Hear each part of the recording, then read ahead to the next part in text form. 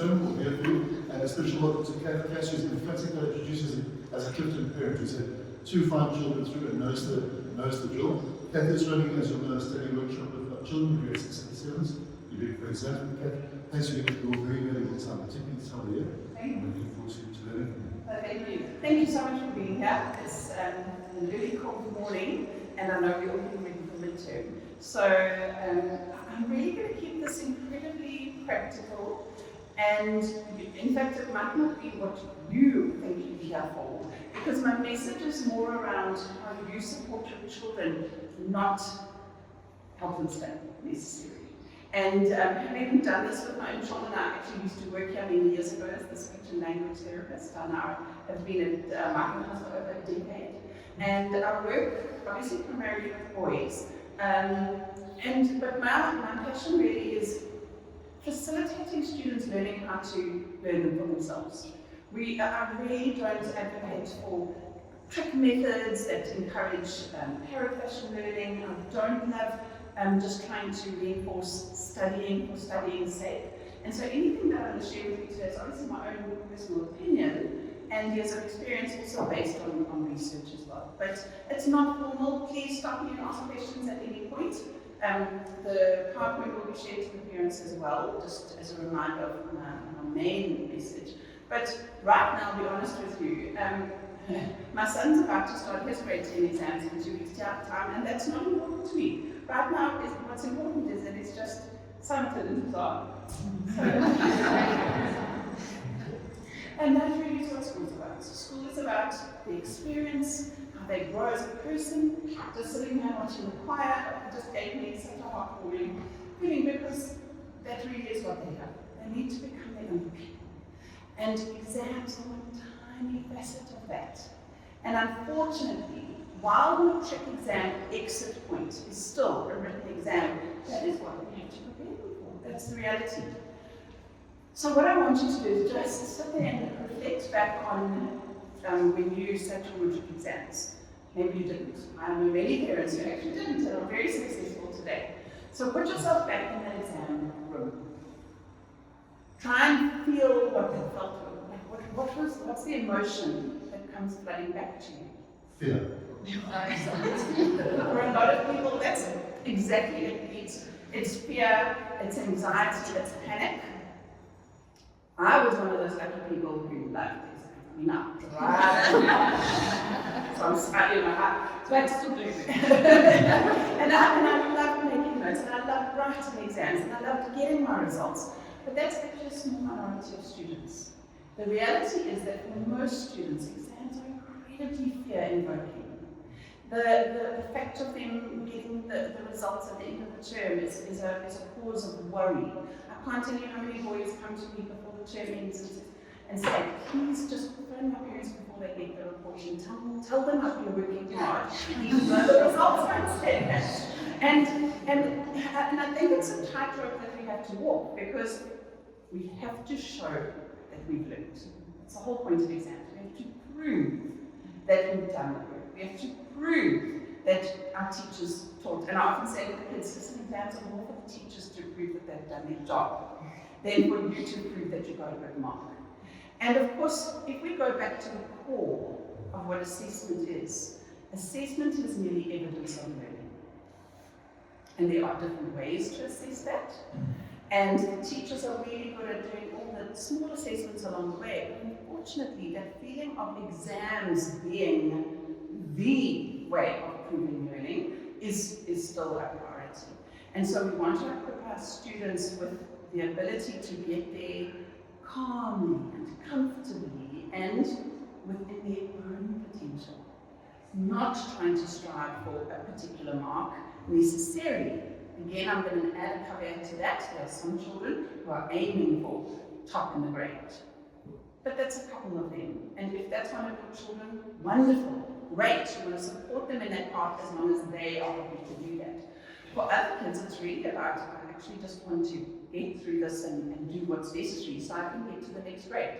And so ultimately, your child is the priority and making sure that they are happy in how they're doing that. Our job is to equip them with the strategies. And so, the teachers here are phenomenal at doing that. They really support your students in providing revision booklets and scaffolding their preparation for exams. And so there's a lot of support given as well. At the moment, I'm talking to the parents who are primarily at home with them in maybe the evenings or the weekends, or less if you're a boarder parent, which is much tougher because you're hoping that someone else is doing it for a child. So what can we do? In my time with I've had 2 sessions so far with the children, and I have to say I've loved every minute. It's so wonderful being with this age group again. And their energy is just so infectious. They are a delight. Because at the moment, they are still keen and curious, and they actually get a kick out of a lot of the schoolwork that they do. So, what a pleasure. And what we're going to do is harness that and make sure that they don't lose it. And sadly, the school system often does. And so the only way really to prevent that is to provide them with those strategies for them to feel in control. When a student feels out of control or imposed upon, that's when they lose their love of learning. And that's when they feel like, oh, I've got to do this. So going back to my question earlier, how did you feel in your matric exams? Now let's rewind a few more years. Go back to your grade of 6 or 7 year that your child is in now. What do you remember about exam time at home, if you're at home, or at school, if you're a boarder? What's your primary experience there, or memory? On that note, my husband and I were just chatting yesterday and saying how we never had exams at this age. We never had this content at this age. We never had this amount of pressure at this age. And I know that that's irrelevant now because there's no point in even harping on about it. But it is so that's interesting to say, because I think, and also we know that there are many different ways of schools doing it, and of course there's different systems of doing it. Some schools, the kids have been writing exams since grade 4. And so for us here, we're incredibly lucky that Clifton has brought into the philosophy that formal timed assessments need to match the psychosocial and the cognitive development of your children. And to test them before the age of 12 is not very valuable. You're doing small assessments, but what are you doing there? Most assessments like that are purely testing memory recall. Is it truly testing understanding and learning? And a good assessment that's well formulated should only tap into what have you understood and learnt and what are you able to show. And so the teachers, when they set their exams, go through a particular framework. They follow a philosophy of a certain number of questions will be lower order thinking questions, a certain number and percentage will be higher order application-based questions. And it should be fair to all learners. Some learners are not going to be able to answer the harder questions, and that's okay. They're not necessarily meant to. Your excellent academics and you who really are able to grasp those high order may be able to answer everything at very high capability. That's okay too. And so again, we want to make sure that our children are fitting into their groove but reaching their maximal potential. I'm not saying don't give up or don't care. I'm saying help your child to his or her best self, really, but primarily through independence, ownership of their learning, and strategies to get there as well. So in seeing your children, we basically looked at, we spent a lot of time in the first session on what is the brain, how does it learn, how does memory work, and the reason I do that is because if they know that they are in control of it, and that they have the capacity, hopefully when they hit something hard, they can say, okay, right now it's not sticking, but I know I've got my billion neurons in here and I could actually get it in there if I maybe do something different. So we want to give them that language, and so the teachers were in on those workshops, so they'll be feeding into that language and that message too in the classroom. You can, maybe you can't remember it now, why isn't your memory sticking? Or how can you understand better? The foundation of all learning is understanding. If we don't understand something, that means that we're not going to be able to use it. So using the word understanding and learning rather than studying and remembering is a first step towards that as well. Just change really the language around it. So we did a lot of that at home. We did a lot of that in our first 2 sessions, and we particularly I use a 4-step method that I feel is quite effective. And any good learning course or any good study skill should encompass the input, the processing, and the output. That's really what's happening in any learning. Is that when they're sitting in class, that's part of the input phase. Then when they have to do something with the work, whether it's homework or making notes, that is the processing and consolidation phase. And then you need to make sure you can output it.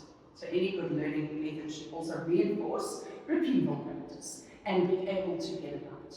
And we'll talk about practical steps for each of those as well. So they've all got a little bookmark with 4 steps on it. They've got a little notepad that explains and gives them a sort of summary of the brain-based learning, the memory, and how your brain learns and what to do.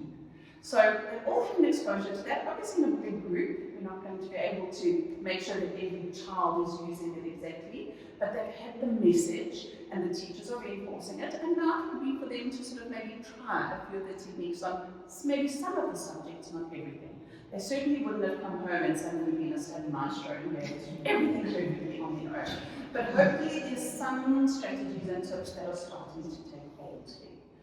So, these are my 4 steps that I encourage. And I think that if we look at exams again, my primary message to the kids is that exams are only a point in the term, and that they shouldn't be this big, terrible mountain to get up at the end of the term that's full of fear. If you have been listening in class, and if you've been doing your homework regularly, and if you've just been engaging with the work on a regular basis and using your brain, when it comes time for exams, it shouldn't be that stressful because it's just another step in that process. So I think if your language and message at home can reinforce that, that's wonderful. So again, going back to your experiences, often what we did as students and what the message that our parents gave us, we automatically or unconsciously passed on. And so if you're aware that maybe that wasn't a great message, that's your opportunity to change it and improve it. And you can even share with your child. I can't tell you how many parents don't tell their children that they struggle with exams. We just want our children to do better, so we don't tell them that maybe we found it hard. We didn't. Oh, I didn't study. I crammed the night before. And so they think that we've been perfect. They think we've had it all sorted. They think that they must just now suddenly know how to do it without actually maybe being taught. And again, a byproduct of our busy school system is that the teachers do need to get through content. That is the curriculum. But we also need to reinforce the how. We need to reinforce, so yes, you have to study these history notes, and I'm going to need to check that you actually have learned them, but how are you doing it? So how effectively are you reading? How much are you understanding? And those, what we call the metacognitive skills around learning, are actually more important than the curriculum content. And that's what most curricula should be doing as a byproduct, but sometimes don't, just because of time pressure.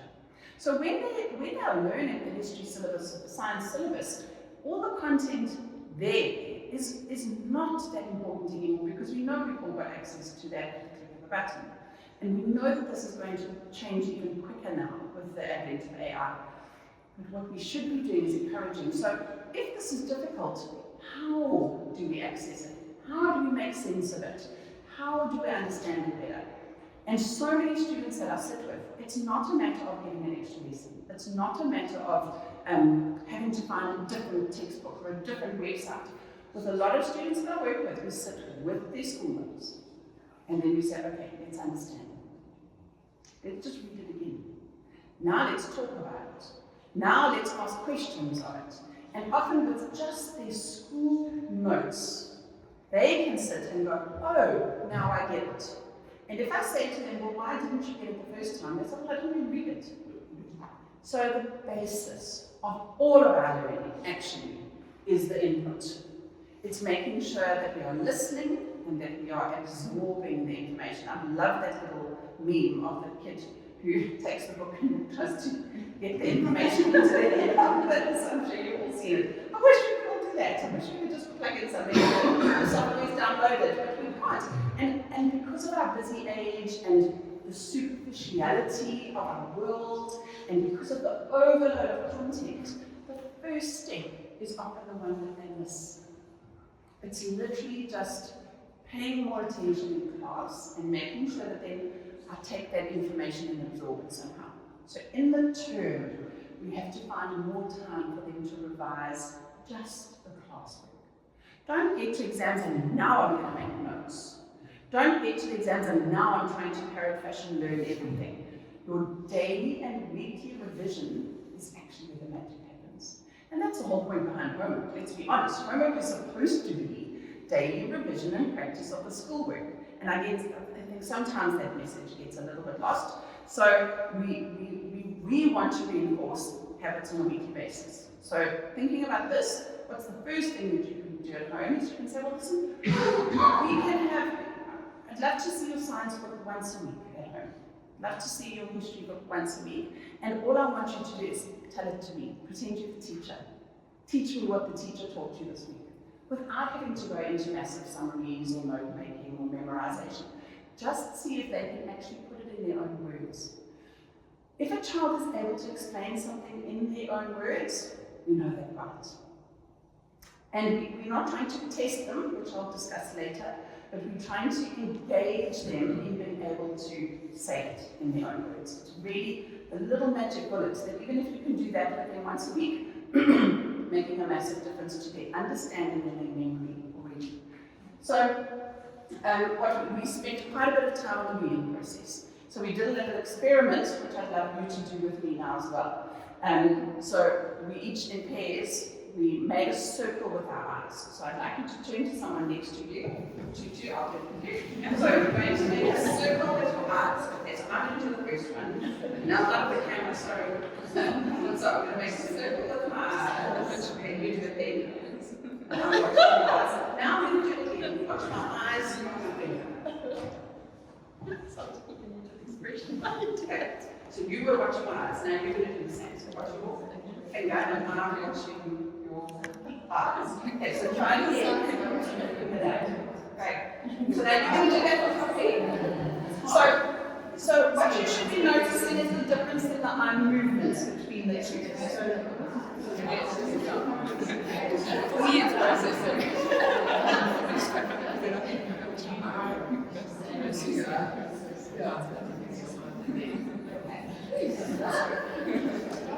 So I'm pretty sure you noticed quite a significant difference between the two circles. What you most likely would have noticed is that without the finger, you may have seen really interesting circles. It looked like this, or they looked like a septum ring, or they actually weren't even close to a circle. Sometime maybe the eye was got there and then it's like a minute. So with the finger, what you're doing is you are activating the eye muscles to focus on a point. Now we know that when we are reading, our eyes are not the readers, our eyes are the cameras. Our brain is the reader. And it's important that the message gets to the brain. So if it doesn't get to the brain can't even process what it's seen. So the first little step that we try and encourage is that whenever they're reading, no matter what they're reading, if it's a math sum, if it's a map, you can still do this. If it's heavy text, that there's something to guide the eyes, and we call it a pacer. Now that can be a finger, it can be a pen, or preferably your pencil, because you're about to use it when you actually do your active note making. And if you think back to grade 1, when your children were learning to read, when we were learning, I'm sure you all remember, the finger came out straight away. The cat sat on the mat.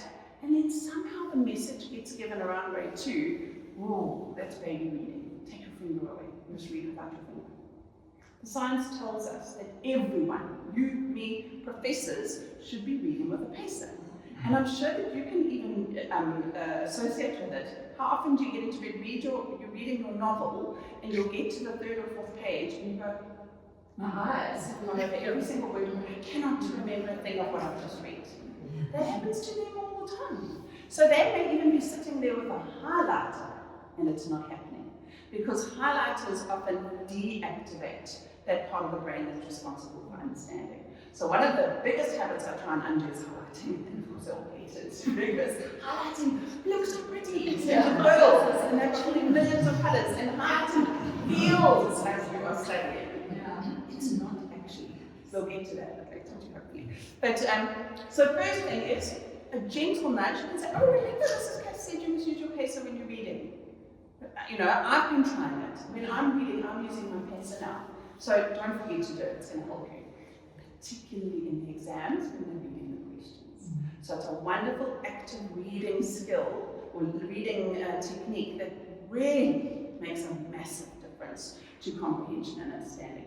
And often it also shortens their reading time when they're studying, which is a great thing. So if they are reading, we want them to read once effectively, really. Let's not try and read 3, 4, 5 times unless we need to go back to it. But reading, pacer. Now that doesn't mean that you have to do like that grade 1 reading. A pacer can just be a fluid motion under the words, above the words, not a block out. So not a piece of paper or a ruler that blocks out. This gets to the other part of the brain, which is really important in studying, is that we have 2 hemispheres. And of course the focus has always been on linear left, creative right, which yes, there's some truth to that, but don't forget our brain works in sync. We have a special thing in the middle of the brain called the corpus callosum, and that thing is responsible for pulling all the information and integrating it. If we only focus on a left or a right, we don't get to the aha, and that's what it means. So we really want any brain to be doing both. So when we are reading with the pacer, it's making sure that the message is going through better. And if we let the brain see the whole page, we are automatically letting the brain see the big picture. Our brain operates with both at the same time, and that is the magic of the human brain. It sees detail and the big picture at the same time. If we leave one out, we won't allow it to get to the understanding. And so any learning should be getting to that point. I get it, I understand it. I don't just remember little facts. I see the big picture as well, which leads to the, oh, that's what that means. So, pacer, we want to encourage that as much as possible, and you can do that at home. They should all hopefully come home with a pencil. And the message behind the pencil was, remember to use your pacer when you're reading. The pencil had an eraser on it too, and that's because we want them to make mistakes. Studying should not be about, I just remember something perfectly. Learning is an evolving process.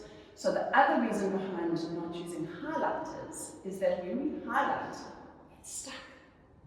And so if we've highlighted all pretty colours and then we realise, oh, there's some missing information, or I actually didn't need that, I needed that, we can't undo it. So we can add colour to our notes and use the pretty highlighters, but I encourage it to be at the last step when you're doing a retrieval, because the colour then can be a hook if you need it. But I said to the kids, not everyone wants colour, and if you don't want colour, that's perfectly fine. Don't be forced to do it because everyone next to you is doing it.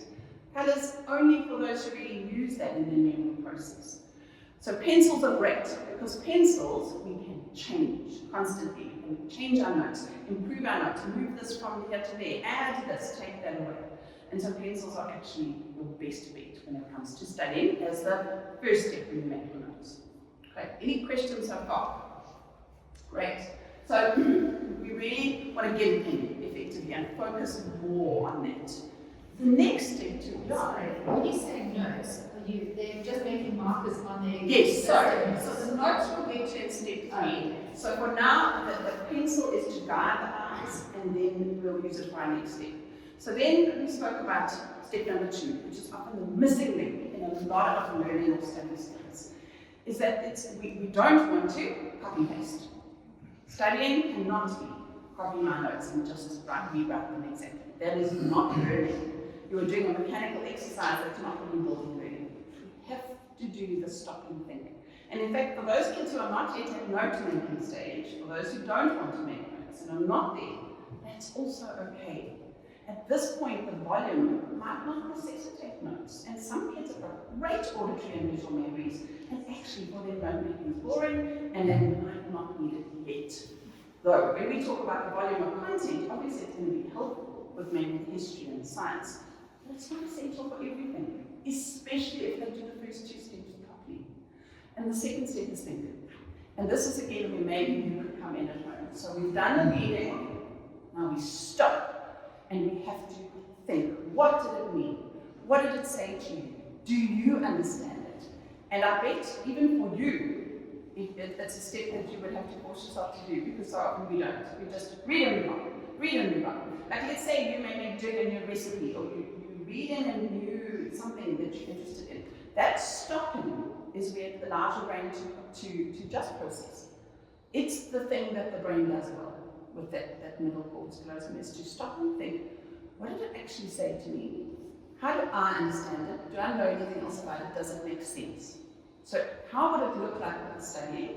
So let's say it's the history notes. We take out our pencil, we read the first paragraph, and we stop. Don't read the whole chapter. We stop and we go, oh, okay, so what was it about, blah, blah, blah, blah, blah. And then we say, well, actually, is anything from that paragraph essential for you to note down? Is there anything there that you wouldn't remember just through having read it? Often, you actually don't read a lot of it.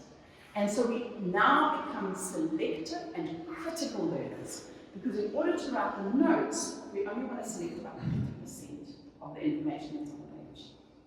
That's 30 out of 100 words, 3 words out of 10. Don't need more.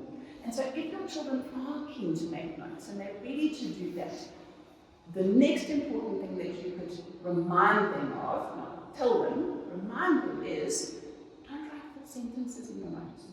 Just write headings and keywords and little drawings, because that's going to activate your brain.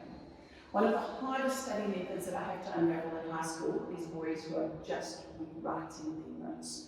Because if they're doing that, they're so bound to that. They say, I can't write this, I'm scared to write this, because what if I forget it?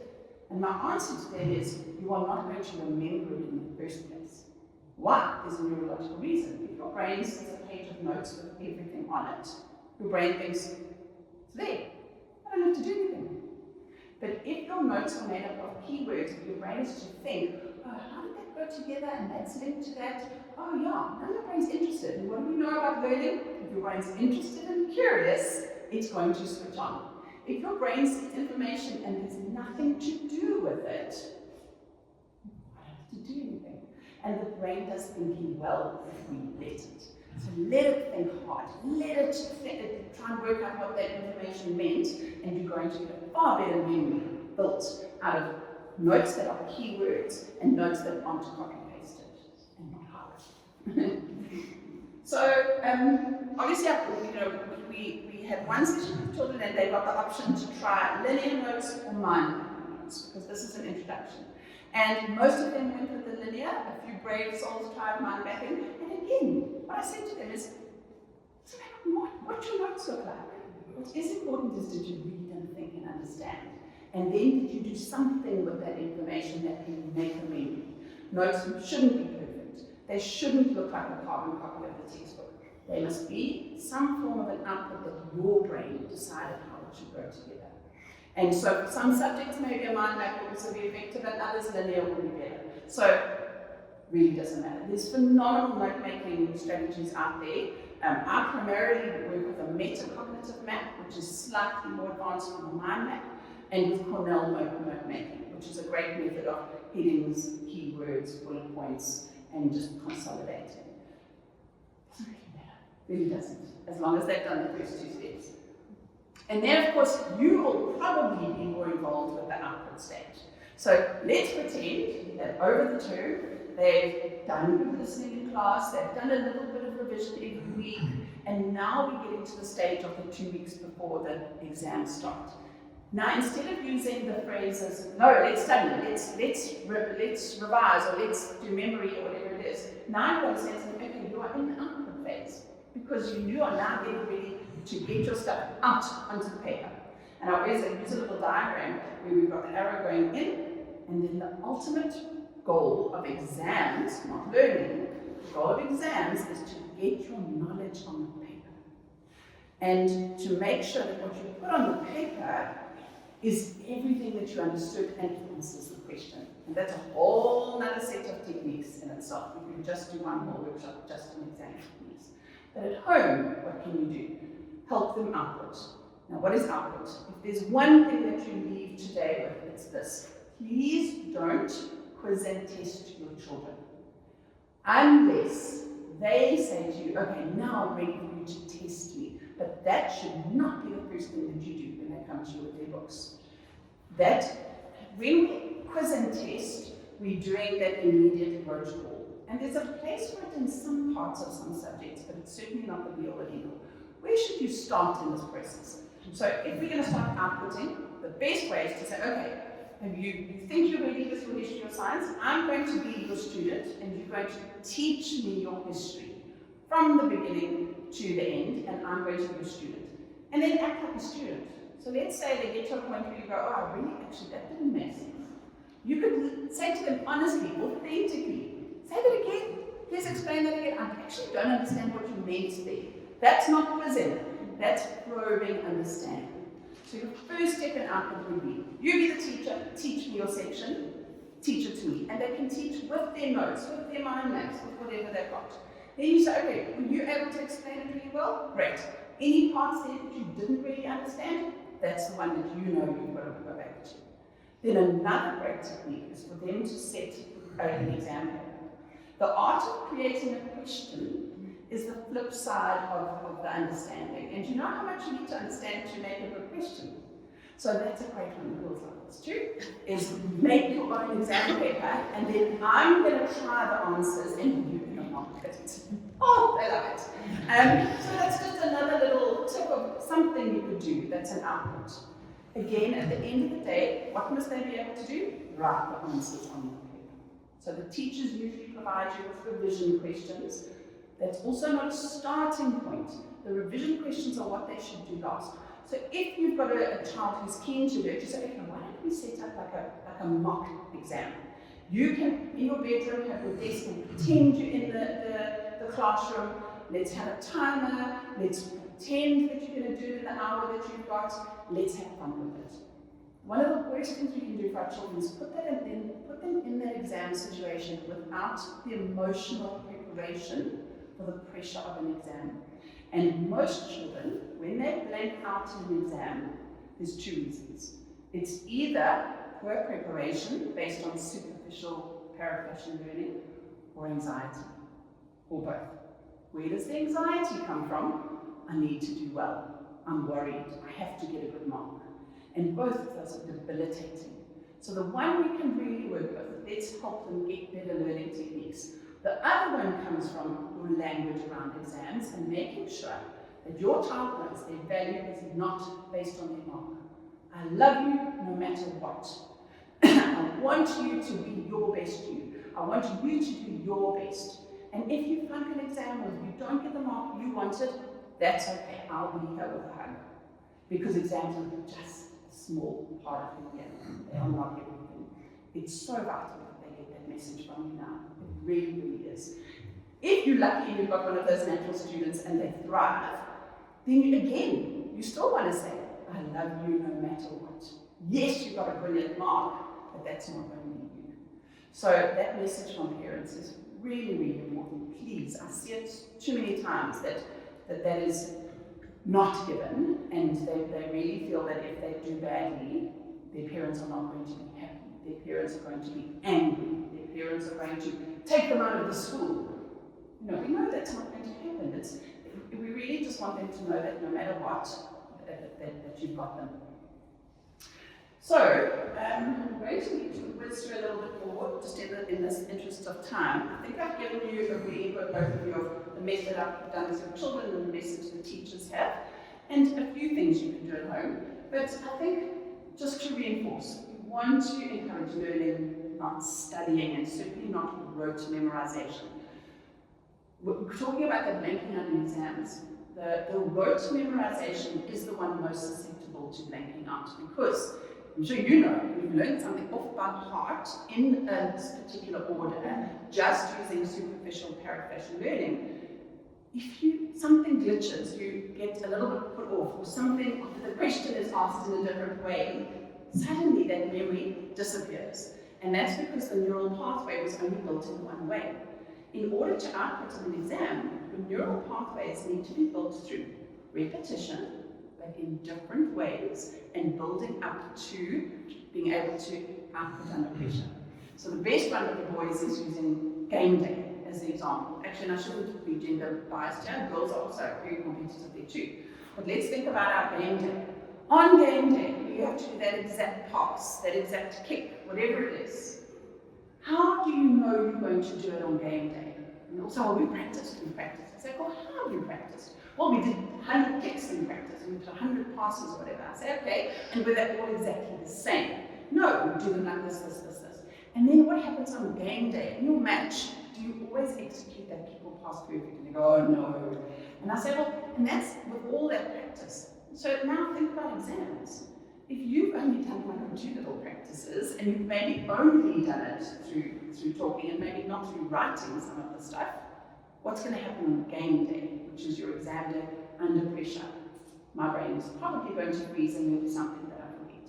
So it's a great analogy to remind them, right now we are practicing for game day, and the more different ways you practice the information and getting it out, on game day, you're just going to feel calm and confident. So that's a nice one to use as well. Okay. So what I really think the message should be, let your children be your children, let them own their learning process as much as possible. You are the scaffold, so you're providing the environment.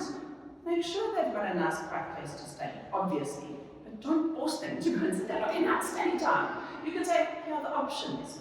We've got this much time before dinner, and then maybe that much time after dinner. Which one do you think will work better for you? So you're not saying you have to study now, and you're not saying you don't have to study, but you're saying you pick when it's going to work, and you come back and tell me when you've done 1 or 2 sessions. And sometimes they won't always be successful, but that's okay, because they're going to learn that their behaviors have consequences. And I know we sometimes need to put our foot down, but maybe it's again the messaging around it that you want to reinforce, that you're in control. You're the one writing the exam. Don't you want to feel like you've really done the work? I can't do it for you, and I love you. And if you choose not to study and then you're not happy with the mark, well, you know, that's where we're going to be at. So, yeah. What else? I think that's pretty much it. So instead of maybe using the enforcing language, use the choice language and use the learning language, the language of where's your brain at now? Do you think your brain's absorbed all the stuff? Do you think you could explain it to me? Do you think you understand it? And then go from there. And maybe build a bit of a collaborative partnership with your child there. And again, you can support with all the right nutrition, the right sleep habits at home, making sure that the screens are off at a certain time, maybe not rewarding studying with screen time, find another way to reward them. Again, I'm out of this phase, so I don't have to do it anymore. I'll leave that up to you. I know it's not easy. I do acknowledge that. But let's maybe just try and think out the box a little bit. And again, celebrating when they've tried hard and they have put the effort into their studying. That's really the behavior that we want to encourage and reinforce as much as possible, not the marks. So, I mean, weekly routines are a tough one to recommend because every home is different, every child is different. But ideally, and maybe this is something you can think about for next term, because we are here now. From next term, why don't you say to them, okay, let's reflect on the exams. What do you think you could do better now that will help you feel much happier in the end of your exams? And put a little list of those on the fridge so that you agree them together. So post-exam reflection is a great time to get ready for the next set of exams, not based on results, but saying, how did you feel in the exam? Were you confident? Did you feel like you knew your work? Were you happy with how you did? Okay, where you weren't happy, what can we do over the next 2 terms that then in November you will feel much happier? And it will be things like, okay, I'm going to bring my science book home once a week, and then Mom, can you help me talk through it or make the notes? And if you do that weekly work on their content, it really makes a big difference at exam time. So imagine now, if they've been doing a lot of this little bit of work over the 2 terms, you would probably be feeling a lot better now. I know the teachers are doing it with them, but if you want to be involved, that's a way to do it. Often, students will get to exams and they'll say, oh, where's the exam content? They'll say, I can't start making notes now because I don't know what's going to be in the exams. And my answer to that is, it doesn't matter what's in the exams because everything the teachers are teaching you is building towards it. So let's say the first 2 weeks of content aren't going to be tested in the exam. Doesn't matter. It was building a learning muscle. It was building the foundation that then the rest of the content will spring off. And so actually, you can start making notes or summarizing or revising from the first day of the term. You don't have to wait for exam content. And in fact, one of the worst habits, I think, is only studying towards exam content. Because when you get to those higher order application questions, that's where all your prior knowledge will come in and allow a student to give a better answer for those questions. So there's no waste of learning. There's never a waste of doing a summary of something that ends up not in the exam. You've still used your brain. It's like fitness training, and there's nothing wrong with that. Okay, so what do we need most? Unconditional love. Absolutely unconditional love. I think that's the most important. Emotional safety. They must feel safe that when they are learning, they are doing it for them, not to produce a result for someone else. Patience and presence, but not hovering. I think the grade 6 parents, you are probably in a very tricky stage at the moment because we all know how important that report at the end of the year is. And yes, it's used for application to high school, but also let's be honest. If your student is a solid 50%er, they're not suddenly going to be an 80%er at the end of the year. So don't force an unrealistic expectation on them. Your child's entry to high school is not based on how necessarily whether they can pass exams. There are so many other facets to that application process. And if a school is only going to accept your child on their academic skills, then maybe is that the school that I want for my child. However, yes, we have the small group of children that are aiming for scholarships and will be top 10 in their high school. Great. But we can't force the other 90% to try and meet those standards either. So please don't use that threat of the end of year grade 6 report now. It's not going to be helpful. And I've seen too many kids who fall apart because they say, I'm not going to get into high school because my marks aren't going to be good enough at the end of grade 6. So please don't do it. That's a plea from me. Yeah. And I think we've really covered everything. The fact that we want to reinforce constant learning, we want to make sure that they've got the practical tools, support but don't pressurize, and keep calm at home. That message of calm is so important. The night before the exam, we don't want to do, quickly, let's test things.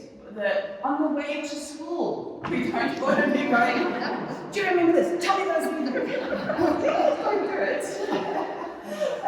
So yes, you are the role model for them. They feed off so much of your body language, your emotional vibration, your words. So be honest with them about your own learning journey and that empower them to be their best selves. I think really is my message. So, yeah. Any questions? Comments, criticisms, any of them. I'm open to chatting afterwards, so please feel free to stay behind. You've got my contact details as well. Yes. What is the learning ability to build? So that's such an interesting question. We know that neurodevelopmentally, the boys and girls are different. We know this, and I've mentioned that. You know, the girls will often, there's a stereotype, and I don't want to feed into the stereotype necessarily. You will get some boys and girls who absolutely don't follow those, and that's okay. But neurodevelopmentally, the girls will be readier to lock in sooner in terms of the systematic learning. Whereas often, boys will still be interested in the global and will be able to give you a big picture of something, but maybe not necessarily get into the detail. And so, boys at this stage, if they're not that keen yet on writing notes, that's okay, because there's so much of this they can still do physically, kinesthetically, without having to write notes. It's a great habit they should get into later, but I'll be honest, a lot of the boys I work with only start doing that in grade 10. It's okay too, as long as they're not forfeiting their true potential, I suppose. And it's a tough one to try and encourage. Yeah. Yeah. Okay, please. I don't know, workshops that can tell you how you best learn? Like if you Yes, learning styles. Yeah. So a while ago, probably 15, 20 years ago, there's a lot of popularity around learning styles and am I kinesthetic, am I visual, am I auditory? And of course, all of that's true. If you look at Howard Gardner's original research of the multiple intelligences, the underlying message is that we all have aspects of those in our profile, and you may have 2 or 3 that dominate. But that doesn't mean that you have to only use that. And again, it goes back to that corpus callosum. We really want to actually use all parts of our brain, but maximize the ones that feel more natural. So that's where maybe the color will come in. Of course, there's questions about music often, like should I listen to music?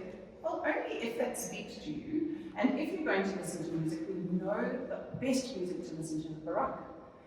So are the kids going to listen to that? Probably not. so then my next best effort for the boys at school is low pass and hits. We can go with that as long as there's no music, but not ideal for the brain. No.